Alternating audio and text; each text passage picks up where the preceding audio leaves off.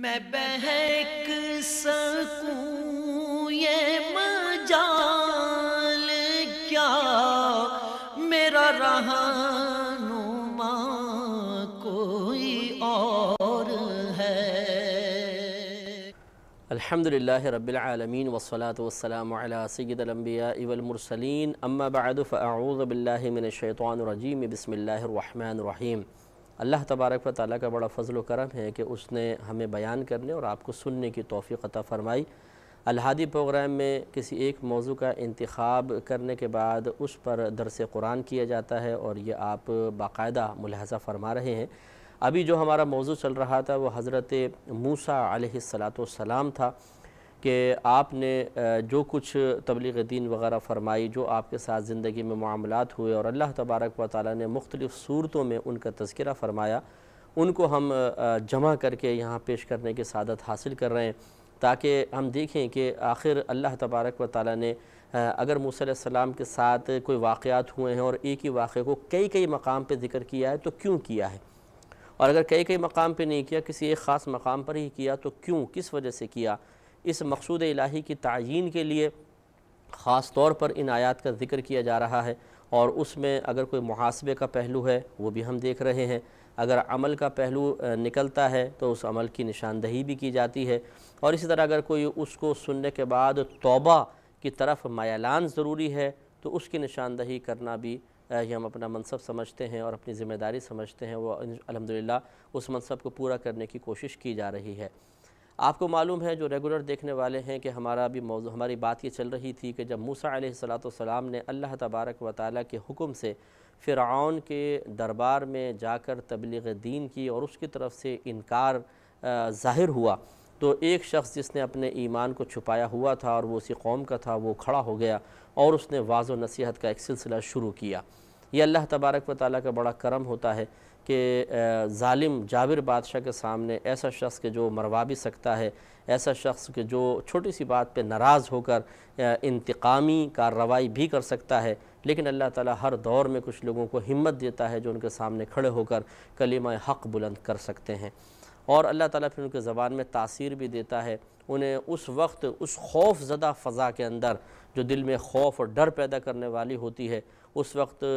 صلاحیتوں کو مجتمع کرنے کی توفیق دیتا ہے، ذہن کی اور فہم کی تیزی عطا فرماتا ہے، ان پر الفاظ کا نزول ہوتا ہے، ایک مرتب طریقے سے وہ الفاظ کو بیان کرنے پر قدرت حاصل کر سکتے ہیں، زبان نہیں اٹکتی، ذہن لغزش کا شکار نہیں ہوتا۔ یہ سب اللہ تعالیٰ کی کرم نوازیاں ہیں۔ یہ ہمت اللہ تعالیٰ ان لوگوں کو دیتا ہے جو اس کے دین کی سربلندی کی خاطر کلمہ حق بلند کرنے کے لیے ہم وقت تیار رہتے ہیں۔ کاش ان میں آپ بھی ہو جائیں، کاش ان میں اللہ تعالیٰ مجھے بھی شمار فرما لے۔ تو ہماری بات چل رہی تھی کہ اس شخص نے کافی لمبا واعظ و نصیحت کیا اور مختلف طریقے سے فرعونیوں کو سمجھانے کی کوشش کی۔ اب اس کے بعد آگے دیکھتے ہیں 36ویں آیت میں کیا ہے۔ سورہ غافر چل رہی ہے، آپ کو معلوم ہے 36ویں آیت میں جب اس نے اتنی لمبی تبلیغ کی، اس کے جواب میں اب فرعون کی جہالت دیکھیے۔ وقال فرعون، اور کہا فرعون نے، یا حامان نبنی لی صرحا، اے حامان تو بنا دے میرے لیے ایک محل، لعلی ابلغ الاسباب اسباب السماوات، شاید کہ میں پہنچ جاؤں آسمان کے دروازوں تک۔ یعنی اب وہ بیوقوف آدمی کہنے لگا کہ اب اے حامان جو وزیر تھا کہ محل بنا، بہت اونچا محل بنا، شاید میں اس پہ چڑھ کر آسمان کے دروازوں تک پہنچ جاؤں۔ کیوں؟ فَأَطَّلِعَ إِلَىٰ إِلَٰهِ مُوسیٰ، پس پھر مطلع ہو جاؤں میں موسیٰ علیہ السلام کے الہ پر۔ وَإِنِّي لَأَظُنُّهُ كَاذِبًا، معاذ اللہ، اور بے شک میں ضرور گمان کرتا ہوں کہ یہ جھوٹ بول رہے ہیں۔ وَكَذَلِكَ زُيِّنَ لِفِرْعَوْنَ سُوءُ عَمَلِهِ، اور اسی طرح اب اللہ تعالیٰ نے فرمایا اسی طرح مزین کر دیا گیا فرعون کے لیے اس کے عمل کی برائی کو، وَصُدَّ عَنِ السَّبِيلِ، اور روک دیا گیا اسے سیدھے راستے سے۔ وَمَا كَيْدُ فِرْعَوْنَ إِلَّا فِي تَبَابٍ، اور فرعون کا یہ مکر جو تھا، فرعون کی چلاکی جو تھی، یہ صرف اور صرف خسارے میں ہی تھی۔ تو آپ غور و تفکر فرمائیں کہ یہ جاہلوں کا کام ہوتا ہے، کیونکہ کوئی بھی انکار نہیں کر سکتا کہ یہ اس کی جہالت تھی۔ اتنی پیاری تبلیغ کے بعد، اتنے اچھے واعظ و نصیحت کے بعد، اتنے دلائل سے سمجھانے کے بعد ہونا تو یہ چاہیے تھا کہ یہ قبول کر لیتا، غور و تفکر کرتا، سنجیدگی اختیار کرتا، لیکن اس نے بڑی ہی ایک احمقانہ سی بات کہی کہ اپنے وزیر سے کہ حامان تو ایک محل بنا، ہو سکتا ہے کہ محل پہ چڑھ کر میں آسمان کے دروازوں تک پہنچ جاؤں اور پھر ان کے ذریعے میں فرعون کے خدا کو تک کی بھی اطلاع پالوں، لیکن مجھے لگتا نہیں ہے کہ ایسا ہوگا کیونکہ میں اس کو جھوٹا گمان کرتا ہوں۔ تو گویا کہ اب اتنی پیاری واضح نصیحت کے جواب میں اگر وہ سنجیدہ تھا تو یہ احمقانہ بات تھی، اور اگر وہ اس نے تضحیکاً کہا، مذاق اڑانے کے لیے کہا، تو یہ بھی ایک برا فعل تھا کہ اللہ تبارک و تعالیٰ کی طرف دعوت دی جا رہی ہو اور اس کے مقابلے میں انسان اس قسم کی احمقانہ بات کر کے ساتھ بیٹھنے والوں کو ہنسانے کی کوشش کرے، یہ بہت ہی برا فعل ہے۔ تو ذرا غور و تفکر کریں، کیا آج بعین ہی ایسا ہمارے ہاں بھی ہوتا ہے یا نہیں ہوتا ہے کہ جب کوئی ہمیں نماز کے بارے میں کہہ رہا ہو، کوئی اچھی تلقین کر رہا ہو، کوئی اچھی بات بتانے لگتا ہے، خصوصاً جب خاندان کے اندر کزنز وغیرہ مل کر بیٹھے ہوں یا اسکول میں ہوں، کالج میں ہوں، یونیورسٹی میں ہوں، اور اگر کوئی ایک شخص بیچارہ بعض اوقات دوست ہمیں کوئی تلقین کرنے کی کوشش کرتا ہے تو مذاق اڑانا شروع کر دیتے ہیں اور شور مچاتے، اس کو بات نہیں کرنے دیتے، شور شرابہ، یہ وہ، ہنسی مذاق ٹھٹا، پھر ہاتھ پہ ہاتھ مار کے تالیاں مار کے ہنسیں گے، لوٹ پوٹ ہو کے گر جائیں گے دائیں بائیں اس کی حالت کو دیکھ کر کے بیچارے کے چہرے پہ کتنی بے بسی ہے، کتنی لاچاری ہے، اور اس طریقے سے اس کی ہدایت کے دروازوں کو بند کرنے کی کوشش کی جاتی ہے۔ یاد رکھیں یہ کوئی بڑے کمال کی بات نہیں ہے، بلکہ اس وقت اللہ تبارک و تعالیٰ کا غضب کس طرح جوش میں ہوگا اگر ہمیں نظر آ جائے تو شاید پھر ہم ساری زندگی ہنس بھی نہ سکیں، لیکن مذاق مستی سوج رہی ہوتی ہے اور ہم اس عذاب کو بھول جاتے ہیں، اس گرفت کو بھول جاتے ہیں جو اس ایک لمحے کی اس بے ادبی کے جواب میں ہمارے لیے لکھ دیا گیا ہوتا ہے۔ یہ تو مرنے کے بعد انسان کو پتہ چلے گا کہ اللہ تبارک و تعالیٰ کی طرف سے آنے والی ہدایت کا مذاق اڑانے کا کیا انجام ہوتا ہے۔ تو ہمارے اگر کوئی بھائی بہن ایسے ہیں کہ جنہوں نے کسی کی تبلیغ دین کے جواب میں اس کا خوب مذاق اڑایا ہو، اس نے کوئی بات کہی تو ہنسی مذاق میں ایسے کویسچن جان بوجھ کے بنا لیے کہ جب آپ نے کیے تو سارا مجمع ہنس پڑا، اور اس کی سنجیدہ تبلیغ کے جواب میں جو قلوب میں اچھا اثر پیدا ہو رہا تھا وہ سارا اثر زائل ہو گیا، تو یقیناً اس کا وبال ہم پر ہے کہ ہم نے ان سب کے دلوں کو غافل کیا، ہم نے ان کے دلوں میں پیدا ہونے والی وقتی نورانیت کو اپنے ایک جملے سے سلب کر لیا، اپنے ہنسی سے، مذاق سے، مسخرے پن سے، اپنے احمقانہ فعل سے ہم نے سب کو پھر دوبارہ گمراہی کا راستہ دکھا دیا۔ یاد رکھیں وہ کمال کی بات نہیں ہے، اور ایسا کرنا کوئی مشکل نہیں ہے، کوئی بھی کر سکتا ہے۔ کمال تو یہ ہے کہ ہم اللہ تعالیٰ کی طرف سے آنے والی نصیحت کو قبول کریں، نفس و شیطان سے مقابلہ کریں۔ اس میں کیا ہم یہ سمجھتے ہیں کوئی کمال کی بات ہے؟ یہ کوئی کمال کی بات نہیں ہے۔ کسی چیز کو خراب کرنا تو کوئی کمال ہوتا ہی نہیں ہے، تعمیر کرنا کمال ہے۔ مکان گرا دینا بہت آسان ہے، مکان کو بنانا کمال ہے کہ وہ قرینے کے ساتھ بنتا ہے۔ گرانے کے اندر تو قرینہ چاہیے نہیں، ماریں ہتھوڑا وغیرہ گرا دیں، لیکن جب تعمیر کی جاتی ہے تو ایک سلیقہ چاہیے، ایک خاص ٹیکنیک کے ساتھ مکان بنتا ہے، مہارت کا تقاضا کرتا ہے، تب کہیں جا کے اچھا مکان بنتا ہے۔ اسی طریقے سے کسی چیز کو آپ جلانا چاہیں جلا لیں، لیکن اس کو بنانا چاہیں بڑا مشکل ہے۔ تو خلاصہ کلام یہ ہے کہ یہ کوئی کمال نہیں ہے کہ آپ اس ماحول کو بگاڑ دیں، اس سنجیدگی کو ختم کر دیں، لوگوں کے قلوب میں پیدا ہونے والی ایک اچھی کیفیت کو ختم کرنے میں اپنے جملوں کا منفی کردار ادا کریں، یہ کوئی کمال کی بات نہیں ہے۔ کمال یہ ہے کہ اس وقت ہم بھی سنجیدگی کے ساتھ سنیں، اچھی بات ہے تو اس کا اقرار کریں، اپنا محاسبہ کریں، اپنے عمل میں تبدیلی لانے کی کوشش کریں۔ تو اگر ایسا کسی کے ساتھ ہوا تھا، آپ بھی غور کر لیں کہ اگر کبھی زندگی میں ایسے آپ نے مذاق اڑایا تھا تو اللہ کی بارگاہ میں توبہ کر لیں۔ اگر وہ شخص یاد ہے، اس شخص تک رسائی ممکن ہے جس نے کبھی تبلیغ دین کی اور آپ نے اس کا مذاق اڑا کر اس کی بات کو بے اثر کرنے کی کوشش کی تھی، تو چونکہ اس کی یقیناً دل آزاری ہوئی ہوگی، آپ اس سے بھی معافی طلب کر لیں، تو اس میں شرعاً کوئی حرج نہیں ہے۔ اللہ تعالیٰ آپ سے راضی ہوگا اور اللہ تعالیٰ بڑی نعمت عطا فرمائے گا۔ تو یہ فرعون نے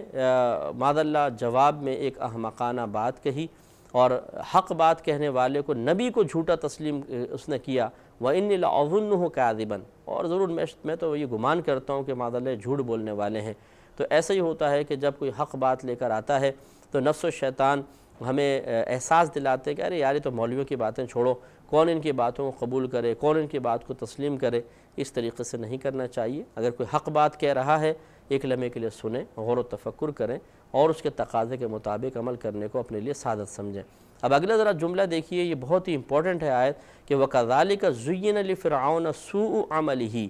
اور اسی طرح جیسے کہ یہ لوگ گمراہ ہوئے، اسی طرح مزین کر دیا گیا فرعون کے لیے اس کے عمل کی برائی کو۔ بعض اوقات ایسا ہوتا ہے کہ انسان ایک گندہ اور برا عمل کر رہا ہوتا ہے، لیکن اللہ تبارک و تعالیٰ اس سے ناراض ہو کر اس سے اپنی رحمت سے اس کو دور کر دیتا ہے۔ اس وقت پھر نفس و شیطان غالب ہو کر اس کے برے عمل کو بھی بہت خوبصورت کر کے پیش کرتے ہیں، اور وہ اسے بہت اچھا لگتا ہے، اسے اس عمل میں کوئی برائی نہیں لگتی ہے، اسے اس عمل میں کوئی قباحت محسوس نہیں ہوتی ہے، اور یہ انسان کی بدبختی ہے کہ ایک برے عمل کو برا سمجھ کے نہ کر رہا ہو بلکہ اچھا سمجھ کے کر رہا ہو۔ چنانچہ جو مثال کے طور پر ڈاکہ ڈال رہے ہیں، چوری کر رہے ہیں، یا کسی سے پرس چھین رہے ہیں، گن پوائنٹ پہ موبائل چھین رہے ہیں، تو بسا اوقات وہ اس کو بہت ہی اپنے لیے قابل فخر بات کہتے ہیں کہ دیکھو جی ہم گن پوائنٹ پر چھین رہے ہیں، بڑی ہمت کی بات ہے، انہیں بہت اچھا لگتا ہے۔ تو یہ وہی شیطان نے اس عمل کو مزین کر کے ان کے سامنے پیش کر دیا، وہ اس کو برائی نہیں سمجھتے، معاذ اللہ اپنا حق بھی بول دیتے ہیں بعض اوقات۔ جو رشوت لینے کو اچھا سمجھنے لگ جائے، جو اللہ تعالیٰ کی نافرمانی کو اچھا سمجھنے لگ جائے، بری مناظر دیکھنے کے بعد وہ حفظ نفس حاصل کرنے کو اچھا سمجھنے لگ جائے، تو یہ تو برباد ہو جائے گا۔ تو گویا کہ اس کے لیے شیطان نے اس کے عمل کو، برے عمل کو مزین کر کے پیش کر دیا۔ تو جب برے عمل میں انسان کو تزیین، آرائش، خوبصورتی نظر آنے لگ جائے تو اب تو وہ ایمان کی خیر منائے۔ جب تک انسان برے عمل کو اپنے کم از کم باطن میں گندا اور برا سمجھتا رہے اور ضمیر اس کو ملامت کرتا رہے، تو وہ ممکن ہے، امکان ہوتا ہے، توقع ہوتی ہے کہ کبھی توبہ کی طرف مائل ہو جائے گا۔ لیکن جب ایک انسان برے عمل کو اچھا سمجھ کے کرنا شروع کر دیتا ہے، اس پہ فخر کرنے لگ جائے، اس سے اپنا کمال تصور کرنے لگ جائے، اور معاذ اللہ ثم معاذ اللہ اسے اللہ تعالیٰ کی نعمت سمجھنے لگ جائے، تو پھر اس کی بدبختی کا کوئی ٹھکانہ نہیں ہے۔ یہ شخص تو ذلیل و رسوا ہو کر ہو سکتا ہے مرے، اور قبر میں جا کر پھر اس کا حشر تو بہت ہی برا ہوگا اگر اللہ تعالیٰ ناراض ہوا۔ ہم کوئی حکم نہیں لگا سکتے ہیں، نہ کسی کے بارے میں بالکل 100% یہ کہنا چاہیے کتنا ہی برا کیوں نہ ہو، یار یہ تو جہنمی ہے،